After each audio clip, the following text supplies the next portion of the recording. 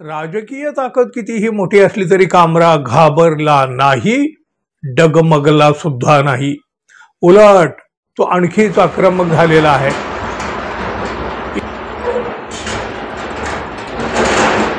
मित्र हो, नमस्कार. स्टँडअप कॉमेडियन कुणाल कामरा यांनी राजकारणामध्ये मोठी म्हणजे अगदी प्रचंड खळबळ उडवून दिलेली आहे.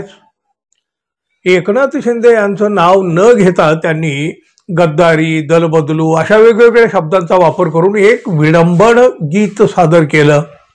त्याचा व्हिडिओ तर सार्वजनिक झालेला आहे.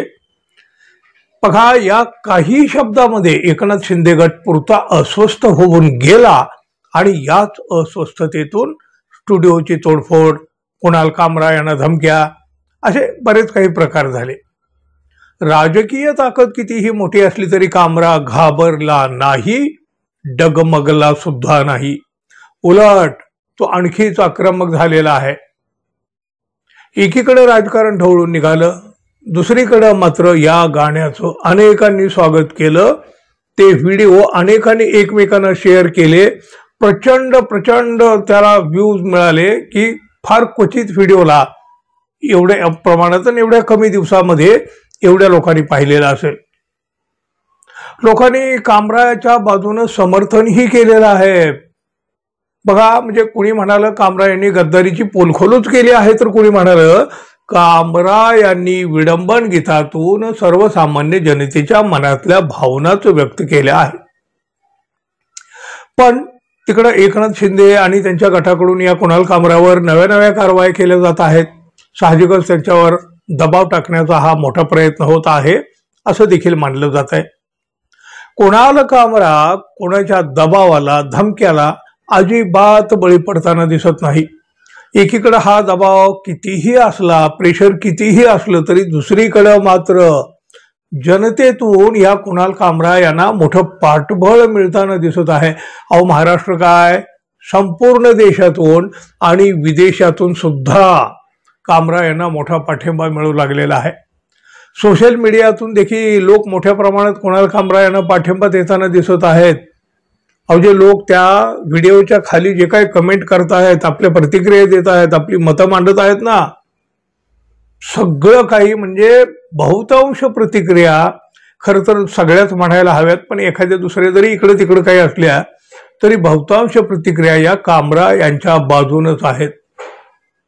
मित्रांनो, तुम्हाला आश्चर्य वाटेल, हा पाठिंबा केवळ शब्दांचा नाही तर लोक आर्थिक पाठबळ देखील देऊ लागले आहेत. आर्थिक पाठबळ, कायदेशीर लढाईसाठी जगभरातून आर्थिक मदतीचा ओघ कामरा यांच्यासाठी सुरू झालेला आहे. अहो बघा ना, अवघ्या 2 दिवसात त्यांच्या खात्यामध्ये 4 कोटी रुपयावरून अधिकची रक्कम या लोकांनी जमा केलेली आहे. स्वेच्छेने, स्वखुशीने. सहसा असं कधी घडत नाही. या कुणाल कामराने महाराष्ट्रातील फोडाफोडीच्या राजकारणावर योग्यच भाष्य केलं अशी उत्स्फूर्त प्रतिक्रिया चाहते व्यक्त करीत आहेत. कुणाल कामरा यांनी महाराष्ट्रातील फोडाफोडीच्या राजकारणावर योग्यच भाष्य केलं अशा उत्स्फूर्त प्रतिक्रिया चाहतेच आता व्यक्त करू लागलेल्या आहेत. कुणालचा कायदेशीर लढा बळकट करण्यासाठी जगभरातील चाहत्याकडून आर्थिक मदतीचा तुफान ओघ सुरू राहिलेला आहे. या मदतीच्या रूपात 2 दिवसात, अवघ्या 2 दिवसामध्ये कुणालच्या खात्यात तब्बल 4,07,80,000 रुपये जमा झाल्याची माहिती आता प्रसार माध्यमातून समोर आलीच आहे. देश विदेशातून कुणालला मिळणारा हा पाठिंबा म्हणजे राजकीय दबाव तंत्राला एक मोठा धक्का आहे असं तर मानलं जाऊ लागलं आहे आणि ते स्वाभाविक आहे. लोक आर्थिक पाठबळ देऊन शुभेच्छा व्यक्त करतात आणि त्यांना साथ देतात.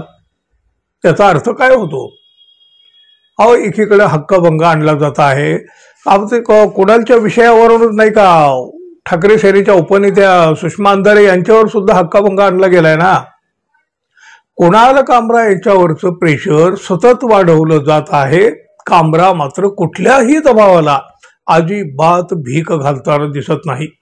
उलट ते मजबूत आहेत आणि आक्रमणाच्या तयारीला असल्याचं त्यांच्यातून दिसत आहे. आणि आता तर जनतेचा मोठा पाठिंबाही त्यांना मिळू लागलेला आहे.